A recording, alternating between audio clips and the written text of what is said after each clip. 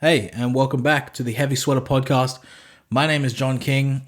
This episode is the first of a few that are done over Zoom.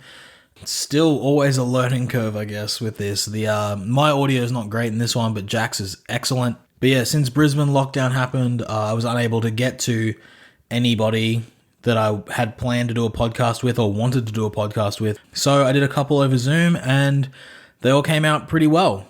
I think the content is great stuff, including today's guest, Jack Marsho of Malibu Stacy and Brightwater. He's also an incredibly talented comedian and a podcaster as well, which we get into everything, his beginnings in hardcore and living overseas and coming back to Australia and his introduction to the Australian comedy scene, as well as his podcast, Beer Shark, very funny shit, and his skits, which I think are probably the funniest thing I've seen in a while, as I'm a big comedy guy as well. But yeah, so Jack Marsho this week, great fucking guy. He's welcome back whenever he wants. You can check him out today, Wednesday, at Good Chat Comedy Club. He's doing his set tonight. So go check him out wherever you can, whether it be tonight or another night, check him out. He's a very funny guy. So with all that being said, this one goes out to Tom Wood. It's Wednesday, and you know what that means.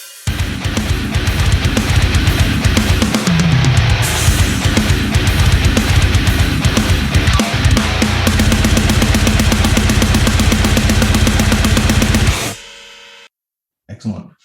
Hey, man. Hey, John, how are you? Good. Good. Yeah. Chilling. Lockdown shit. Oh, man, it sucks. Yeah. We're missing the meeting right now. There's a meeting right now saying whether or not the lockdown's being extended. Yeah, fuck. I reckon it is. No, for sure, yeah. The amount of cases it's going to have to be, for sure. Boy, I'll have egg on my face if it's good news when we hit stop. That's excellent. Sick. Well, we'll just get straight into everything. And the first heavy band, do you remember listening or seeing or hearing for the first time? The band that got me into heavy music to begin with was Job for a Cowboy. Really?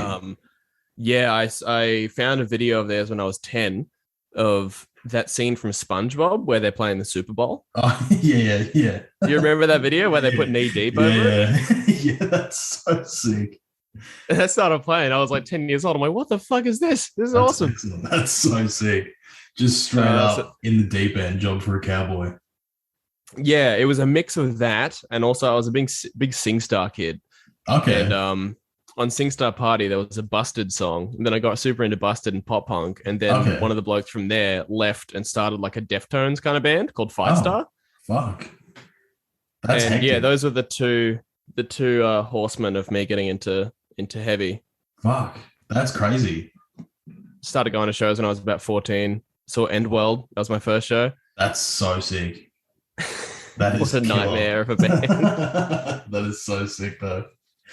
Fuck yeah, that's wild. So like the scene just like was around straight away from you, like 4 years of just being a little heavy sweater. And then yeah. Well, I found it when I was living in Albury, and then I moved to America for a bit, which has a great hardcore scene. But yeah, for sure. I lived in the Midwest. There was nothing there. Yeah, now there's fucking heaps, but probably back then there would have been like nothing. Yeah, well, turns out there was a sick band that started like as soon as I left the US. But I moved to Toowoomba, and that's when, I moved there in 2013. Okay. Yeah. Oh no, 2011, and that's when the hardcore scene there was really kicking off. Yeah, There were bands like Revelations and Ambitions and Lockjaw. Fuck yeah. And Lockjaw, the vocalist was super nice to me at my first show when I was 14. And he gave me a free CD, and now I have the album art of that CD tattooed on my thigh.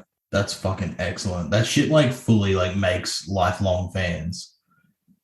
Yeah, for sure. I mean, it got me into hardcore, I think, because I was so petrified of all of these, 200 kilo sweaty cunts in crew necks. Yeah, all the straight edge dads just like taking out their pent up aggression.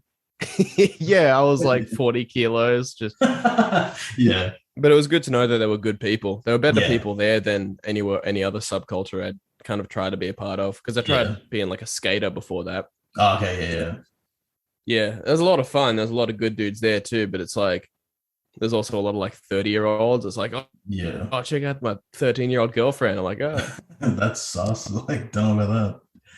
So a lot like hardcore in that sense, actually. Yeah, ooh, especially back then. Now it's like Yeah. definitely fleshed out all the scumbags. It's frowned upon, Yeah, but you can spot it if you get your binoculars out. yeah, definitely. Yeah, for sure. And then from going to shows, had you played guitar before you started going to shows, or was like that afterwards? Yeah, I started playing guitar around the same time I got into heavy music. Okay. When I was 10, Oh, my uncle gave my dad his 71 Telly. oh, sick. That's so rad. So I just learnt everything on that. And dad ended up giving that to me. So now that's my like main guitar now. Fuck But yeah. yeah, and I've been playing for like 15 years, been playing drums since I was about 12, Yeah, piano since I was about like 13. that's insane. Because I was Um, gonna ask you about everything else because you play like literally everything and do vocals. yeah, well that's what I did instead of schoolwork. Oh, sick. Cool. Like I had a spare class in high school and I just used to go to the music block and just teach myself piano and like play the Oh, drums wow. there and stuff, and just that's how I learnt everything, just from bludging. Fuck yeah. And then from like playing everything and going to shows, when does your first band kick off? I would have been 16 or 17, I think. Okay. It was called Made to Measure, Yeah. um, which was it was like a little livery on the front of a storefront down the road from like one of the local music halls in Okay. Toowoomba. They just did like vinyl flooring and stuff, and it said Made to Okay. Measure. I'm like, that's pretty sick. Yeah. So that was easy core. Um, Okay. and we played in drop A sharp, and there Oh, was a lot of ridiculous slow breakdowns. And sick. we did a cover of Take on Me by Aha, and at the end That's of every so chorus there funny. was just like this massive acacia strain breakdown, just That's so excellent. standard 2012 kind of shit. Yeah, yeah, that's funny as fuck. I love that shit. That's so sick. But yeah, we did like probably, I don't know, 20 shows or something. Just spent the Okay. year having fun, and then we Yeah. put out an EP. It's terrible. um Is it available anywhere? It's made to measure.bandcamp.com if Oh, you want to hear the first sick. music I ever released. Fuck yeah, that's excellent. It's terrible. We for the drums, we just plugged the electric drum kit into my like little 8-track mixer, Oh, yes. Fuck yeah. That's so sick. which feels like the modern day equivalent of, bands when they used to make like demos on like a 4-track cassette Yeah, yeah. deck. Yeah. Well, like even like back then, you would have been like so young that you wouldn't have just been like, oh, we can program drums. Even if like you did, it would have been hell expensive. Man, I was making like producing music for about fucking, I don't know, like 5 years before I even found out about MIDI. Fuck. Like everything I did was like line out recordings, and Yeah. then I found out that you can get VSTIs and just like put the MIDI tracks there, and they'll make the sounds for you, but Yeah, yeah. crisper, and you Yeah. can change them after you record them. It changed my whole world. Yeah, for sure. Like you can change the intensity of like a hit on a drum and everything. Yeah, if you go out of time for one section, you don't have to go back and re-record it. You can just kind Yeah. of Drag it across, put it back in the grid. select all, quantize. It's the best. Yeah. So sick. Fuck yeah. And then from Made to Measure, where's your journey go from there? Like after those 20 shows or so. Well, I got expelled from school in year Okay. 12, and then I moved to the sunny coast after that, which is where I met the Malibu Stacy fellas. Yeah. Because that's when I first heard of like you was through Malibu Stacy. Yeah. Yeah. So we started, my first show there was Boys Wave with like Your Weight in Gold and like Thesis and Arrivals. And Okay. that was Fuck a yeah. great show. Yeah. Um, and yeah, I played with them. I'm still with them. We haven't done anything in quite a while. Yeah. Yeah. Because Yeah. Bergie moved to Melbourne. Yeah. But there's some stuff in the oven. We just got to record vocals, and then we got another EP ready to I go. see. All the same dudes because I know Anthony's doing Nervous Light now. Nervous Light, yeah. So is Yeah. Jolive. Yeah, yeah. Yeah, with Rich. Yeah, and I've got Brightwater at the moment. Yeah, So yeah. I was we've going to all ask got about that different as stuff. well. But yeah, we're doing. I think we're just going to do one more EP and then two of that, and then put it to bed because it's Okay. been a band since 2011, Malibu. Yeah. Um, but yeah, no, that was fun. We toured the country a couple times. I got to Yeah. see a little bit of the world. Yeah. He did Um, heaps of stuff. Like Malibu was like one of those bands that were like making the moves. yeah, well, Jordan's very good at marketing, so Okay. that helped. Like he knew Yeah. everybody that you were supposed to know, Yeah. so that certainly didn't hurt. Yeah. And I was talking to Adam from Wildheart yesterday, and like I think he said at the end of his one of the things he regrets is not like getting in on the networking side of being in a band earlier.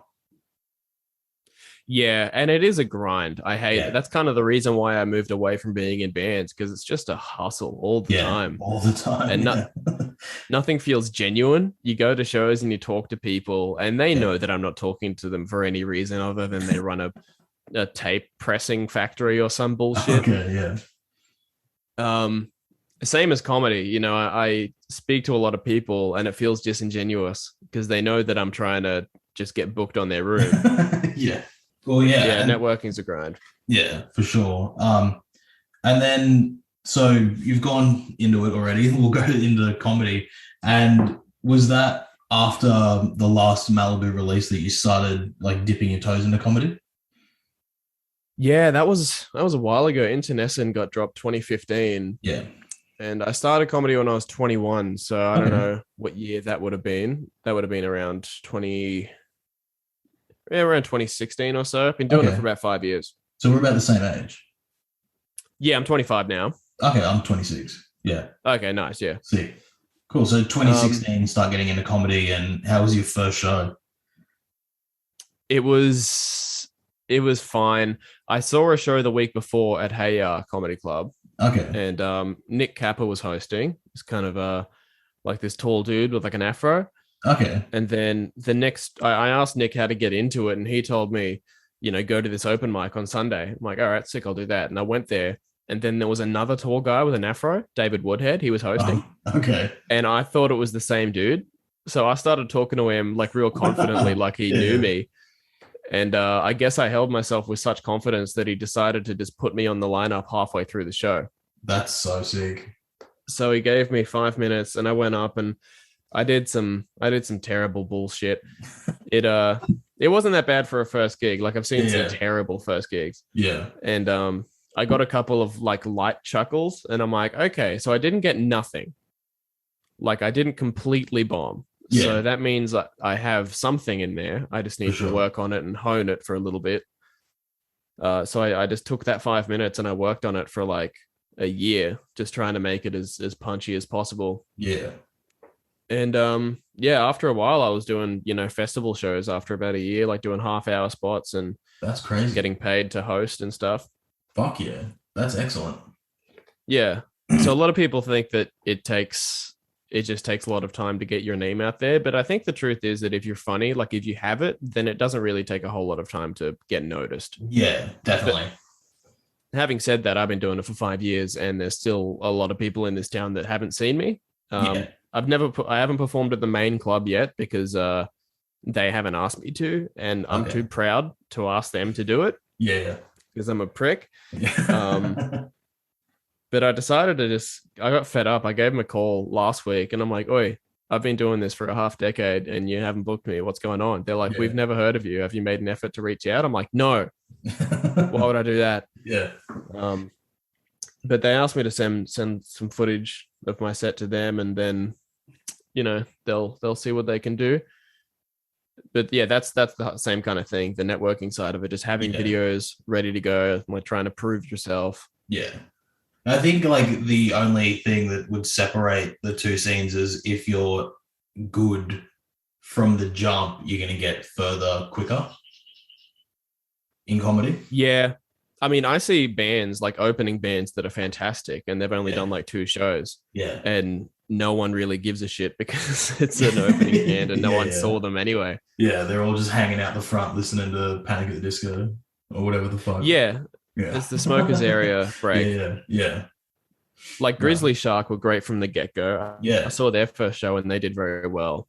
Yeah, there's like a And bunch of bands only getting now around like they're that. starting to get some recognition. Yeah, with them and Hang 'em High and there's another band I can't think off the top of my head, but like those sorts of bands are just like they were opening bands and now they're just starting to get the recognition. I guess it's because no one else is playing shows. Yeah, no, it's easier to kind of to set yourself apart these days. Yeah. But I mean, we have the same kind of thing in comedy. We have it's the phrase is the eternal open micer, Oh yeah. Yeah, yeah. where we know people that have been doing this for like 10, 15 years and they're Mm. still just doing the same shitty taverns. Yeah. But that's just because they don't got it. Like the ability to grow as a comedian. Yeah, I mean, they just don't have the X factor, I guess. They Okay, get yeah, up yeah.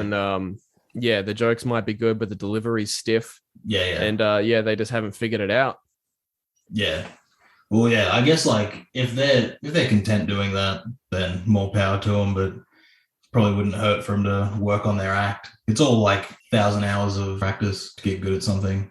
Yeah, well, coming back from COVID was terrifying for me because I try to take my sets pretty seriously, Yeah, yeah, and I hadn't done one in like 6 months or something after the first like big lockdown. yeah, And I had a show I was hosting for I think I was hosting for Good Chat Comedy Club, and then I drove out to the bush and I did my set. It was a 10-minute set.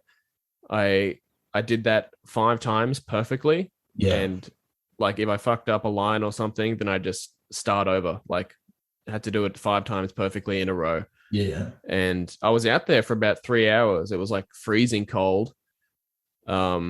Just rambling to myself on the side of the road in Kalanga. Yeah, so it's that kind of that discipline, I suppose. yeah, You still have to definitely. have that regime the same way you do in music, where you have to, rehearse weekly. Yeah, You've got to have your shit tight. yeah. Otherwise, it's like it's very obvious if you don't. Yeah. I mean, Yeah, right now I'm not as concerned because it is possible for me to just go up at this stage yeah, and just riff and yeah, do fine. yeah. You're at that stage now, and I think that's where like music and comedy sort of splinter off a bit from being so similar. As once you get like comfortable and good at what you do in comedy, you can kind of just be a bit more off the cuff. Where with being in a band, you've kind of got to stay in that like headspace of like constant grind. Yeah, especially if you play like some more complicated pieces. Yeah, for sure. Because that's the deal with Brightwater, my current solo project. Yeah, yeah. It's like math rock, so it's a lot of like weird type signatures and double hand tapping and shit like that. Okay, yeah, yeah. And we're talking about maybe doing a live show for an album launch, That'd be fucking but sick. that terrifies me because I haven't done live music in years, Yeah, and yeah. this is more complicated than anything I've played in the past. Okay, yeah. What's the inspiration behind doing something like that then, from being in like bands like Malibu and like Made to Measure and stuff? Um, well, Malibu, I always tried to slip little weird math rock things in there. Like I think we have one song that's in 14/8. Okay. That was me. Then I always tried to get some tapping riffs and like weird chords and fun lead parts in there. Yeah, yeah. But I could never really do all of the stuff I wanted to do while keeping it like catchy pop punk. Yeah. So I kind of just wanted to start a project where I could just write the music I felt like actually writing. Yeah. To get And your that's creative Brightwater. freedom.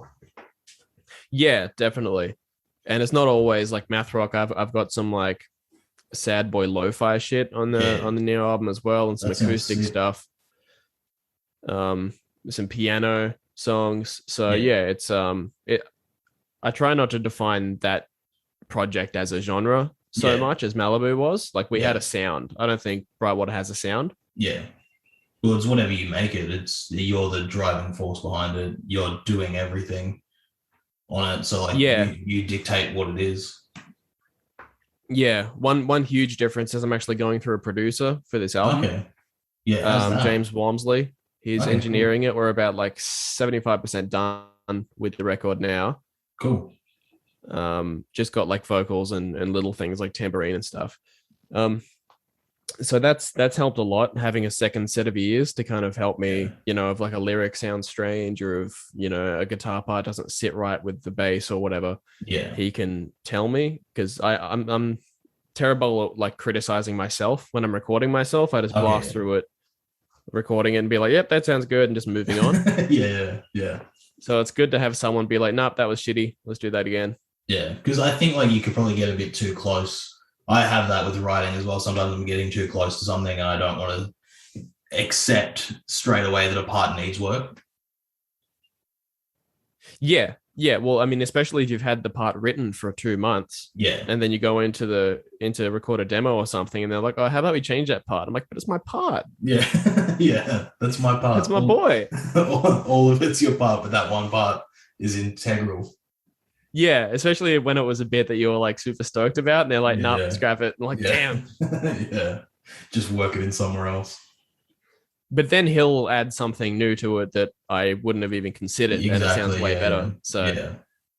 you've got It's to be always, open minded. yeah, it's always good to have like somebody to bounce your ideas off of.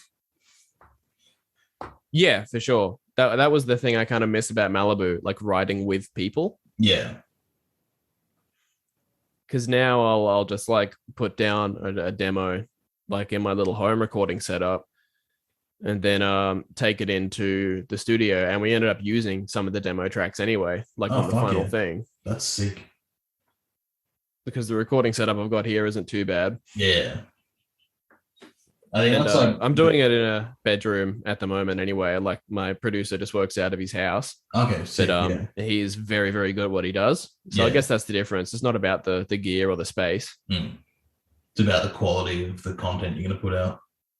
Yeah, no, I can't believe that it was recorded in a bedroom. Yeah. It's nuts. Some of the stuff that people are able to do now without like having like tens of thousands of dollars worth of gear, like is fucking crazy. Yeah, no, it's nuts. We used real amps, which I was stoked about, Oh, because fuck we've yeah. always just used like we've used Plugins. Kempers Oh, up yeah, until yeah, now, yeah. Yeah. But yeah, we recorded everything through a JCM 800 for Fuck this yeah. album, That's so sick. and it sounds so huge. Yeah, I can imagine. It would fucking sound incredible. We also used my Klon. I don't know if you're familiar. You're a guitarist, yeah? Yeah, I play guitar, yeah. Are you familiar with the Klon No. Centaur? No. It's a $5,000 overdrive pedal. Oh, okay. I just And Kemper now. I'm like, I didn't even know what pedals are out there. all right, yeah. Yeah. Yeah, I got the $90 Wish replica, Okay. and it sounds exactly the same. I'm very Fuck happy with yeah. it. That's sick. There's a little a photo of a centaur on the front of it Oh, that's holding a fucking tough. sword. That's so tough. But to spice it up and make it our own, while we were in the studio, we got a little Sharpie and we put nipples on him, and we also made the sword into an umbrella. That's sick. That's incredible. Yeah. And then, so you also have your podcast, the Macho Cast. Yeah, well, MachoCast is the like network, like Oh, production okay. company, I suppose. Okay. The pod's called Beer Shark. Yeah, okay. It fucking kills me whenever I like it comes up on my Facebook all the time, but whenever I watch the videos, they destroy me. Thanks, man. Legitimately very funny. Thank you. Yeah, I'm really happy with it. I do it with James Matthews, another comedian. Yeah. Another former punk. He used to play drums in a band called the OK Cowboys. Okay. They were very good. That was kind of just tongue in cheek, like country punk. That's very funny. Yeah. Sick. And yeah, he's a wild soul. He got kicked out of most of the venues in the Gold Coast. He's banned from a lot of them. That's from that's hectic. The insane shows. Yeah. At one stage, he brought a vacuum cleaner on stage and then ran the mic through the vacuum cleaner and just used the handle as a. That's so fun. Which we ended up bringing back for the pod. We did that for one of the episodes of the pod as well. That's so funny. Yeah, but it's a blast. We like to record in weird places. We did one. We did our 100th episode from the laundromat. I did watch that. Yeah, and that guy was like getting drying out in between you guys. Yeah, it was people were trying to do the laundry around us, and we were complaining about them being there. That's so funny. James took some panties out of the dryer and put them on his head. It was a nightmare. It's so sick. I feel like that's refreshing as fuck for like the comedy podcast scene as well, because there's like 1,000, like millions of podcasts getting around, but I don't think I've ever seen a podcast come from a laundromat.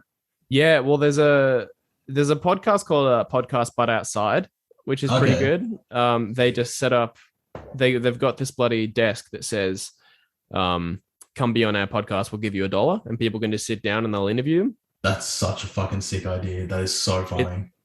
it's a sick idea, but it's very genuine. They just have genuine conversations with these people. Yeah, yeah, I think what sets apart our show is the fact that we all complain that anybody's around us, even though we're in their space.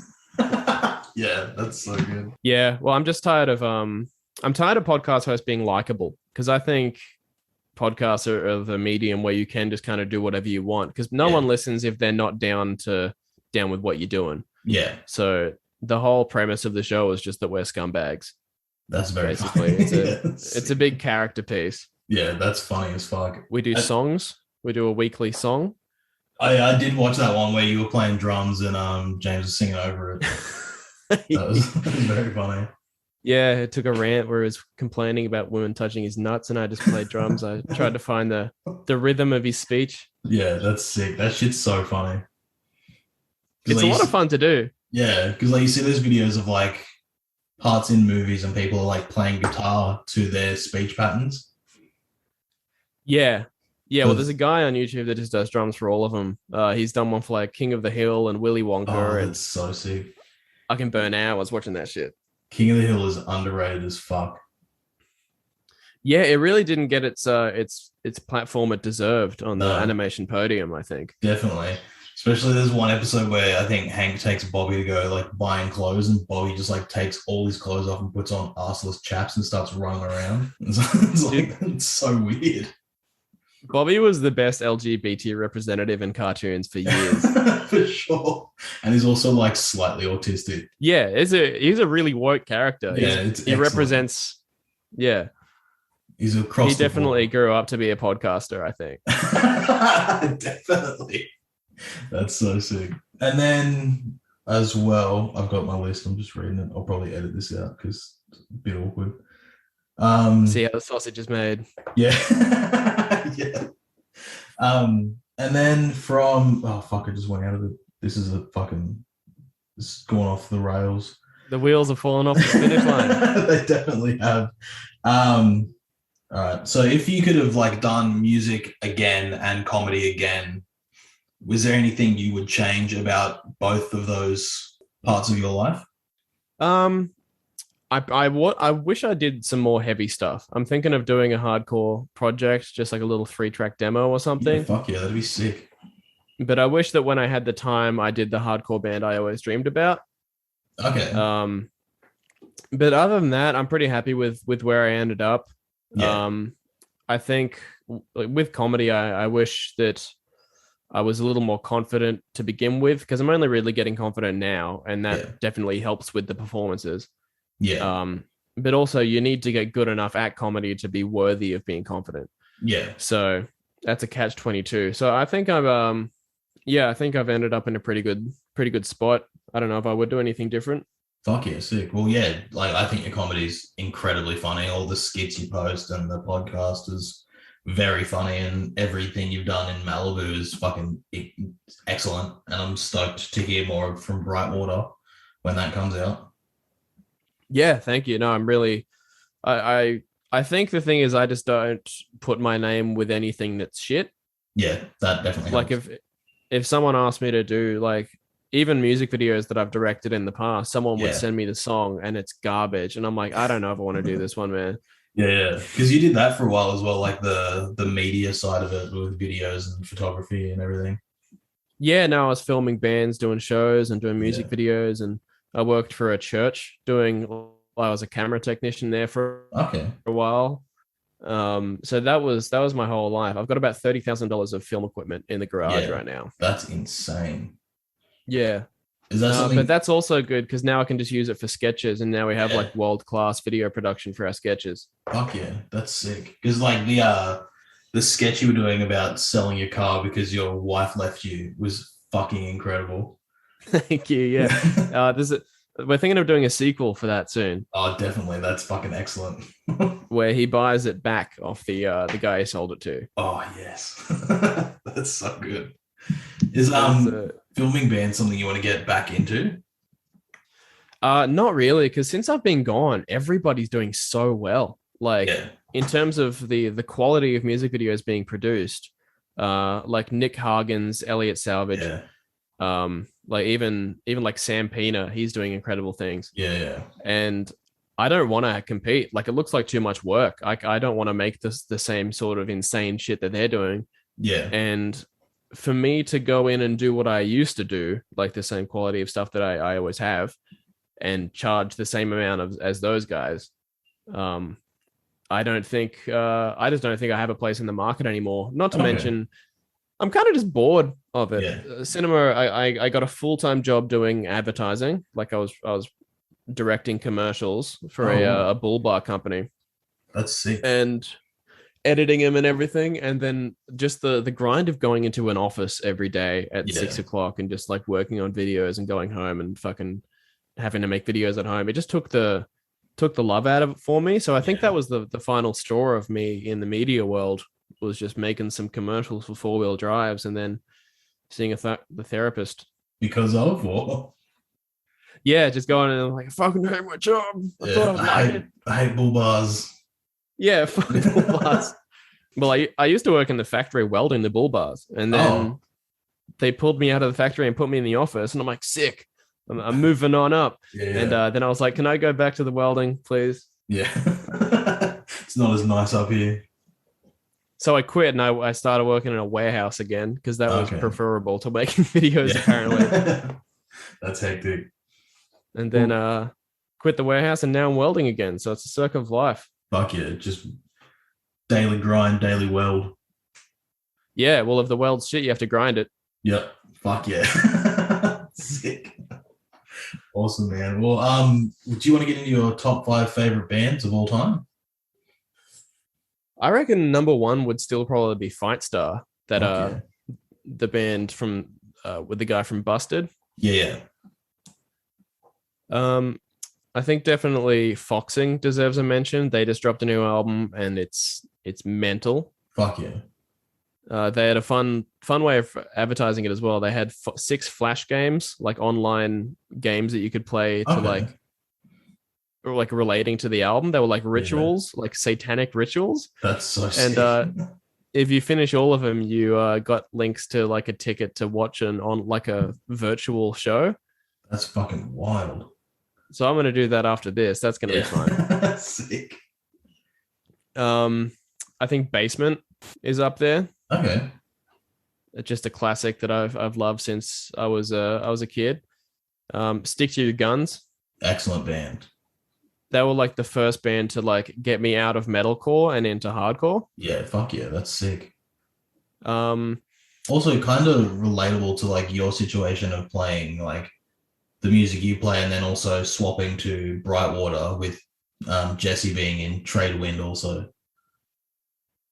yeah.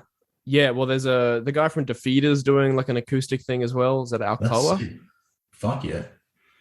So there's a lot of hardcore, and there's a lot of hardcore bands just flipping completely. Like Ceremony, they used to be hard as fuck, and now they're like Brit pop. Yeah.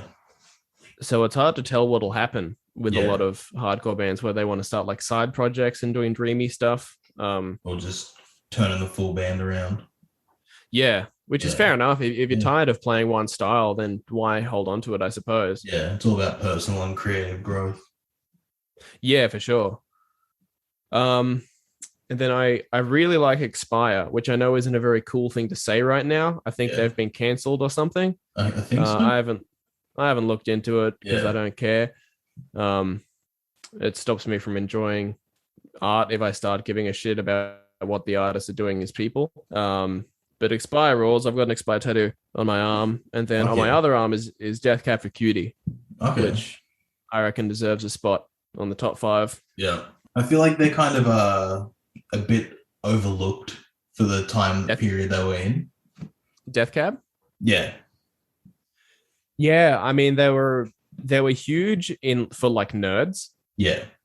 like if you're a dork that didn't go outside, then you love them. Yeah, And there's millions of those people. Like they have a big fan base, yeah, but you never see someone at a party in like a Death Cab shirt because none of them go to parties. yeah. It's just for recluses.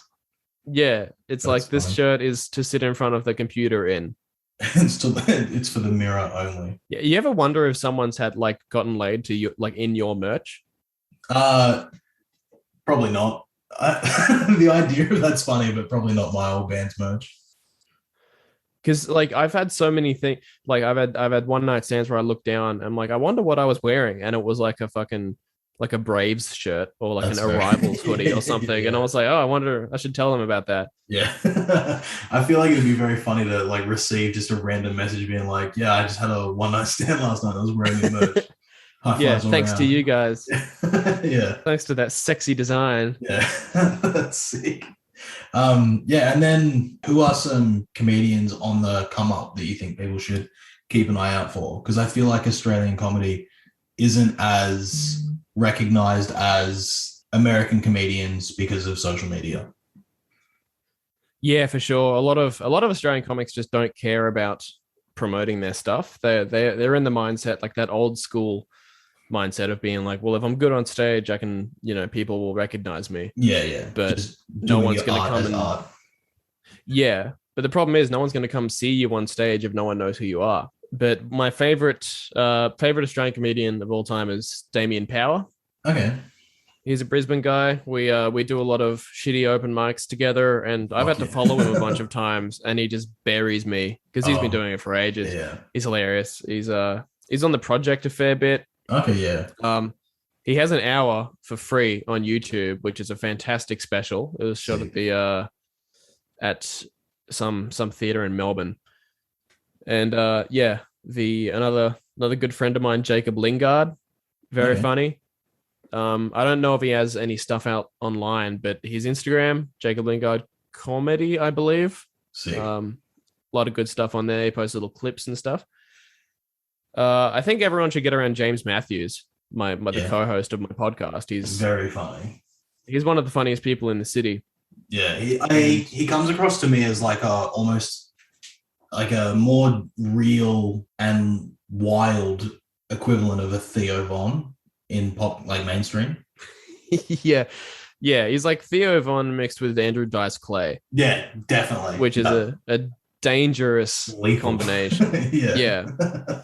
But also, we recently did a podcast with Michael Cho. Okay. He, which was the first. I think he's the first person of color we had on the podcast. He's a Vietnamese man, Yeah. a comic, and people have criticized us for not having any like a very diverse lineup of guests Okay. on the show. So we had him on not because of that, just because we were like doing a show with him and we were in the car and we had all the gear. We're like, all right, let's do a mobile, let's do a little Yeah. live pod from the show from the Yeah. car. And I was excited because in the back of my mind I was like, all right, sick. Well, now they can't say that we don't get like just straight white people on the show. Yeah. We Yeah. can and then we gave him the mic, and like the first story was about how like last time he saw his dad in Korea, he ate dog. Whoa. And I'm like, oh, well, I suppose we've given you what you wanted, and this is the result. Yeah. Be Still careful what you fucked. wish for. Yeah, yeah. That's sick. But he's very funny. Yeah, fuck yeah. Well, yeah, I reckon everybody should check out what you're doing as well. Like your comedy is very funny. You're good at what you do. Your skits are like well thought out and well written. Thanks, man. Yeah. And the Well, podcast is very funny. all of my personal stuff is just on my YouTube account, Jack Marsho, Okay, yeah. or I just put it on Facebook or Instagram. Yeah. But Macho Cast Comedy is our, like me and James, our joint venture where we like actually script the stuff, and then we have crews to shoot our videos, and they're pretty high production. Yeah. So yeah, we've got a couple of things out there. I think my favorite sketch, if you want something to start on, is the I think it's called When You Get Fired and You Apply for a New Job. I did watch that, yeah. Yeah. It's about a man who I play where he's looking for a job, and then they ask him why he got fired from his old one, and it was because he fingered a dog Yeah. at a dog park. Yeah. Yeah. I remember watching that. It came up on my Facebook, and I was like, "This is incredibly funny."